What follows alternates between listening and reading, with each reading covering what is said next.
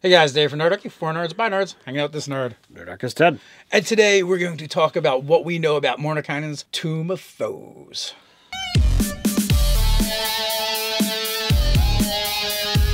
Jump down in the description below where you can sign up for Nerdarchy the newsletter, get weekly gaming tips, as well as learn how to game with us. Hey Ted, I heard there's a new book coming out. There is a new book coming out, and it sounds pretty darn awesome. Yeah, Mordenkainen's Tome of FOES. Not Tomb. Not Tomb. Now, depending upon how you want to get into it, according to the Gygaxian people, it's Mordenkainen. Okay. But both names are considered accepted. Perkins said so. But yeah, absolutely. But Mordenkainen is how Gary himself, who played the character, pronounces it. Yeah, it was his character. But that being said, you will never find an official character sheet for him. I mean, official, but you won't find Gary's character sheet. Correct. He never shared it with anyone. Mine. Yeah, my precious. So that was pretty amusing. You know, listening to the podcast over on Wizards was pretty enlightening, and they just kept like, "Oh, do you want to know more spoilers? Do you want to know more spoilers?" And they were just handing them out like candy. Like candy. So I made notes, and I'm going to refer back to it. So also, Taking 20, Cody did a decent analysis really early on, and before some of this information was released. And he keeps arguing that this is the first time that WOTC has ever done a book where they're doing player and DM content. I kind of disagree. I feel like all of the books they've been releasing have information for both, and they've been like really trying to figure out how to walk that tightrope in order to get as many people buying the book as possible. Well, they said in the podcast that they're mirroring Volo's guide with this, and Volo's guide has that DM and player aspects to it. Yeah, what is it? There's Azamar, Lizard Folk, Furbolg. You got Bugbear, Goblin. No. The ones they actually wrote up. Okay. That's what I'm talking about. Because there's the ones take a couple pages. Or the other ones, they put them all together on like 2 pages. You got Tabaxi and you got Drayton. Okay, so there's like 5 of them. So, and then the other one. So, that's like 10, 12 pages or something like that. I don't know off the top of my head. It's not a lot of player information. Now, it is like a good read as far as the monster sections, because they really flesh them out, and if you want to know about a particular monster. So I can see how, even a player would enjoy reading that as well. And most players like to look at the monsters anyway. That is true. So, but yeah, it leans really heavy on the DM side, where Xanathar's guide had DM sections and information, but it also leaned really heavily on the player side. Right. This book is going to be similar, probably in the sense that it's going to lead heavy to the DM side, but there will be player information in there. I think it's a great tactic from a sales position of getting more people to buy the book, and we are so starved for official D&D content that some of us are willing to shell out $50 to get a book that maybe has only a couple pages that really pertains to the part of the game that we are using. Right. So, you've got some extensive notes here. Let's go into those. All right. So first and foremost, they did say that they were trying to mirror the printing of Volos. Now, in Volos, that first section, you deal with monster habitats and lairs, and they get into all of that. So all of that information in Tome of FOES is going to be about the wars. Instead of the lairs. So that first section, that's what that chunk is going to be. And they're going to talk about the blood wars, the things that are going on between the demons and the devils that has not ceased since time began. They're evil, they fight, that's what they do, and we're going to know more about it. I'm inclined to get that, and I need to get it soon, because the players in my game are going there. So the more information I can have there, the better off that's going to be for me personally. Well, we have a release date, so you can kind of know whether it's soon enough or not. Well, that is true. We can work on that, but you got to stay tuned for that. So next thing that they talk about is the war between the Gith. You got the Zerai, and you got the Gith Zerai, and you got the Gith Yankee, and they're at odds. We're going to know more about Vlaakith and what's going on there, and maybe we can play with some of that.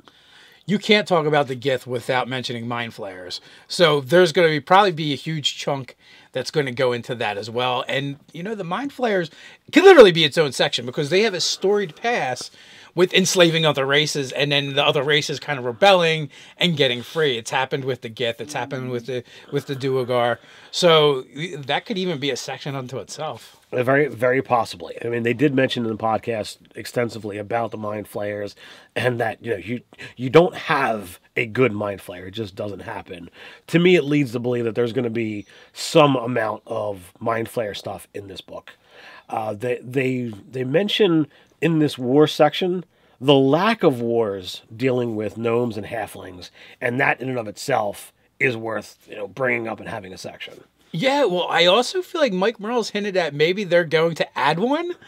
I don't know. I'm kind of curious to see unless he was joking, because listen, right there's so much information out. There's the D&D Beyond channel with Todd Kenrick. He's put out several videos already interviewing Mike Merles. There's also been two podcasts essentially, Dragon Talk and then the one they run on Twitch as well. So we've got a lot of information about these products. Absolutely. So like that's what I've got for the first section. They said next they're going to add monsters. Now they late on that podcast they talked that there are 130 pages of monsters. Each one does have its own art write up. Now some monsters are going to take up multiple pages. Once you start getting into demon lords, devil lords, what have you, like just the history alone could be multiple pages.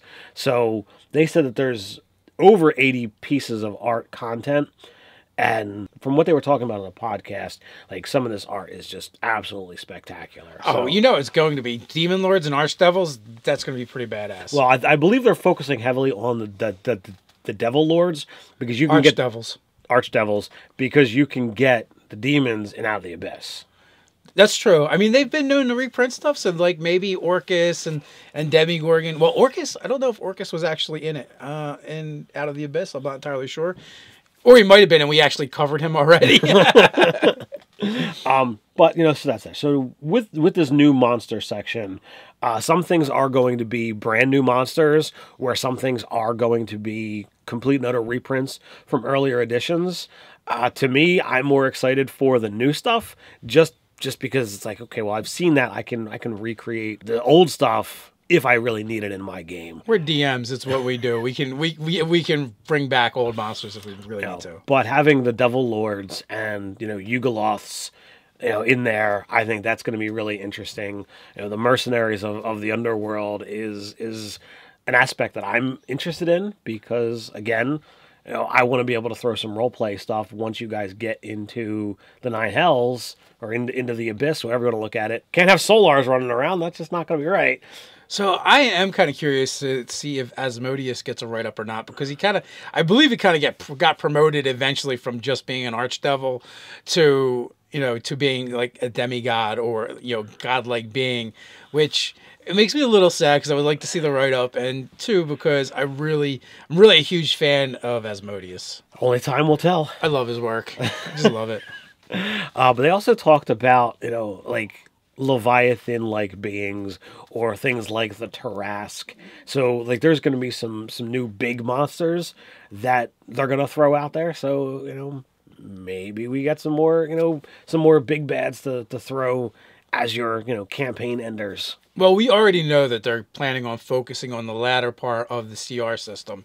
They feel like they've got enough weaker monsters. This book is going to be heavily slanted towards the more powerful beings. There's an extent, if the content that is being created pushes towards the latter end of the game, that is going to allow more playing and more playtesting of the higher level characters. And like right now things are geared more into that 5 to 10 bracket from the surveys that are out there, which makes sense because that's where most people play. But they're like, now we want to cater to this other part, and maybe the design team just wanted to let loose a little bit. And as a creator myself, I sometimes feel like we need more of that stuff. So like your Balor and your Pit Fiend that are that the high levels, like while their challenges might be a 19, like that's really fit for a well equipped party of like 15th to 16th level. You really got to step it up once you're approaching 20. Well, with that, I will say that CR system gets a lot better going from Monster Manual to Volo's Guide, and probably the later releases of the different adventures that have monsters in them. they've got a better feel for how the monsters actually play now, and I feel like the challenge rating is closer to what it should be. Right. So we did mention that there's going to be some player options in the book, and they did say that there's a decent amount, and I've got a pretty decent list of what's there, and I'm certain there's more besides what they hinted at. There are going to be some new elves, so you're talking about the Eladrin, the Shadowkai, the Sea Elves, the Avariel, and they're going to talk more in depth about the elves and why there are so many different subraces. They hinted at the fact that the elves were fully Fae back in the day, and that they were able to become other things. So by having this rich Fae background in its history, made for that change of, well, the elves spread in many different directions and adapted. I can't wait to see what they do with Eladrin, because they had talked about you can be Eladrin and not really be an elf. You can be something else. So the way they talked about it, it just seems like, things could become Eladrin, which sounds pretty crazy, and it's way different than what we got in the UA, and it's different than anything we've seen in the past, because I think that it was mentioned like non-humanoid Eladrin. Well, what I remember them talking about is something that started off as an Eladrin and evolved into a full Fae. Like, there's a lot of information out there too, but I'm pretty sure they were talking about going the other way, other things becoming Eladrin. Well, that so we'll have to wait and see. Only time will tell. But they pronounce it Duergar. I'm always going to say Duergar. That's just how it is in my brain. But you're going to get to be able to play a Duergar. You're going to get to play a Githzerai and a Githyanki. I'm going to guess you don't come equipped with a +3 greatsword. A silver sword. Yeah, the silver sword. Duergar's a reprint though, because we got that in Sword Coast Adventure. Right. But, same thing with Volo's Guide. We got some reprints as well. So we just know they're going to do it. If they feel like a particular race is not specific to that world, they're going to pull them out and put them in. But, my question is, did it get a bump? Is it going to be the same, or is it going to be just a complete reprint? I think it's going to be a reprint. They haven't changed anything thus far. Everything they've ported over to a different book, they've kept it exactly the same. So they, we're going to get some new Tiefling options, which was actually kind of interesting. I always viewed Tiefling as, okay, you are connected to a demon or a devil, and they're like, no, Tieflings are solely, you are born from devils, or devil lineage, however you want to look at it. So it's like, oh, well, that's kind of interesting. That is interesting, because I believe in Sword Coast Adventure's Guide, they have an abyssal option. So maybe what they're saying in the book is there's only devil options. Right.